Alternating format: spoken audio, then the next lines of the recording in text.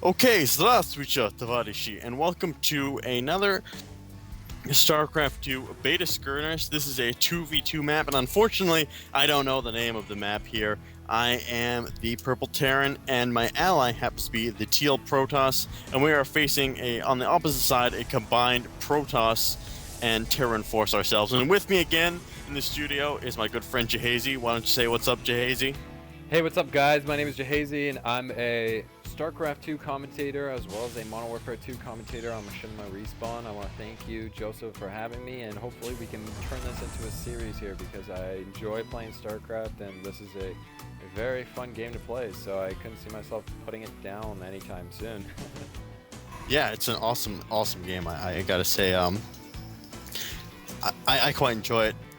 It's no secret that the first StarCraft was my favorite game of all time, and I'm very proud and liberal about saying that. And I guess we'll see how StarCraft 2 fares when it comes out. But right now in the battle here, we can see I'm sending out a Hellion scout, but my enemy is taking a Void Ray and gonna start harassing my allies' probes with that Void Ray. And so you can see him start to burn down buildings. He's going to turn that on the probe. And my ally, unfortunately, does not have any anti-air, so I got to send out the Marine Corps to go and help them there. And the thing about 2v2 maps is you're always going to live and die as a team, that you always got to work together and formulate a strategy together, because if you both kind of run off and do your own thing, it's not going to work out. Yeah, definitely. I agree with that. On 2v2 matches, this game is so well balanced that if you don't go and help your teammate, you're going to go down as well, because if one of your teammates goes down, it's very hard to take on two people unless somebody makes a huge mistake on the opposite team. So staying alive with you and your teammate is almost detrimental to your survival in this game, especially when playing a 2v2 match.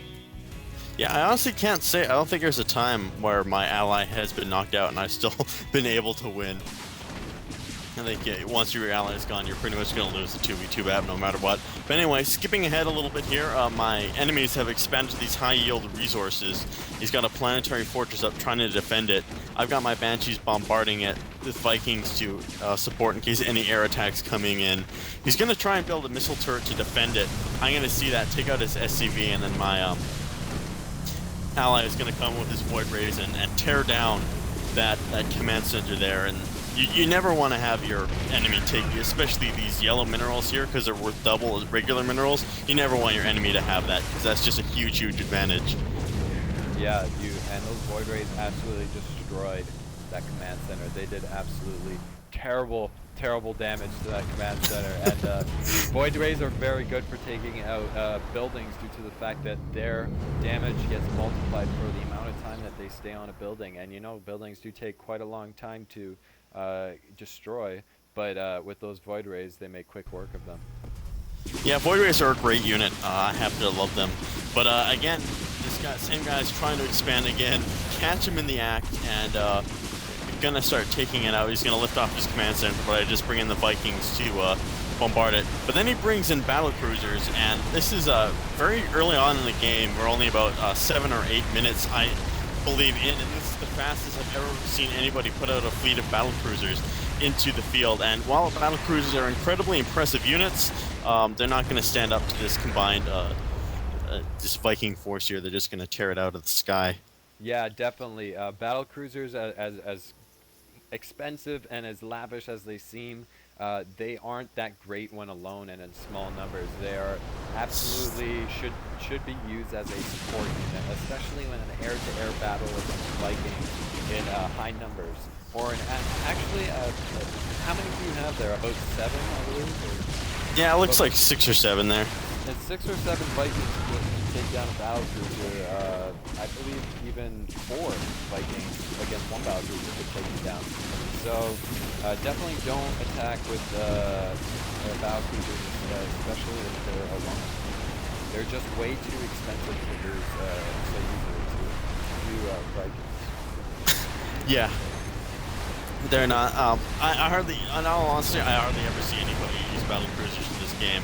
It's not a very popular unit, even in like the later stage of the game, like matches that go half an hour, 40 minutes.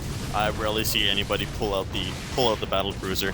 Well, actually, yesterday, or 2 days ago, I did a match that lasted about 40, 50 minutes. It was a free-for-all, and the last person that I faced, I figured since I have so many resources, I'm going to switch it up. And I built an entire army of Banshees, Vikings, and Battlecruisers, and actually turned out pretty well because the Battlecruisers were used with the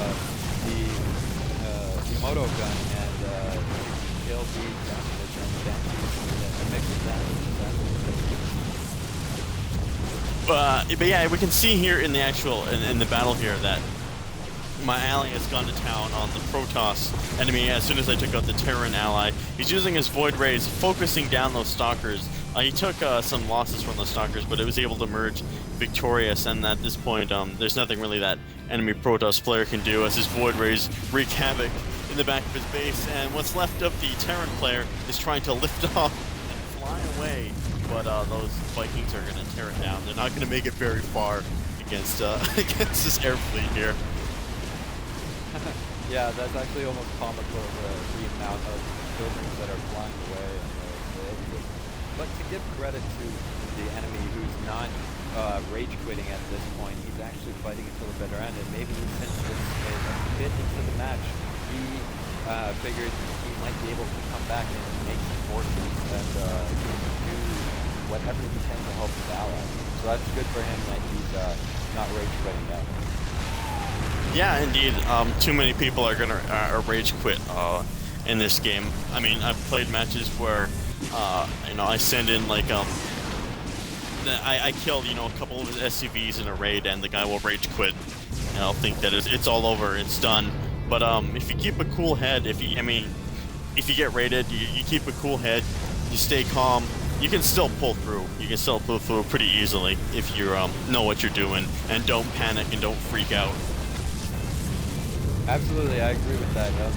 In this game, if you do keep a cool head, as you said, you could come back. It's all about your counters in this game. If you get screwed up by an early rush, say you're playing Terran, then you throw up a radar and go and scan your enemy and see exactly what they have and try and counter to the best of your ability, because this game is so well balanced that even a 2-to-1 game can be thrown off through a balance. Yeah, and so they're gonna see something that I really like here that my allies doing. He's destroying all the pylons in the middle of these gateways here, and that'll effectively make sure that they're not powered and therefore can't produce any units, and that'll stop our allies, or sorry, not our allies, it'll stop our enemies from producing any more units, and really that's pretty much the end of the game for him at this point. Yes, that technique can be used when attacking the frontal line of the Protoss force to take out their defense turrets and render them useless. So especially if somebody's relying on those to defend their base, Yeah, it really is. It's one of the Protoss weaknesses, because all their buildings have to be powered by those pylons. But this is pretty much it. This is our enemy's last base here. I'm flying in the Vikings, and they're going to transform and just tear up these probes and tear down this Nexus. And then, yeah, this is the end. He's got nothing left. So I'm going to thank you guys for watching. Thank you for joining for this cool commentary, Jahazy. Any last words for the fans out there before we sign off? Well, if you guys watch Starcraft 2 or Napoleon Total War or Modern Warfare 2, then please come and swing by to my channel and subscribe. You won't Indeed. You won't be disappointed. Indeed. So this is going to be JosefVStalin signing off for now, and I'll see you guys later.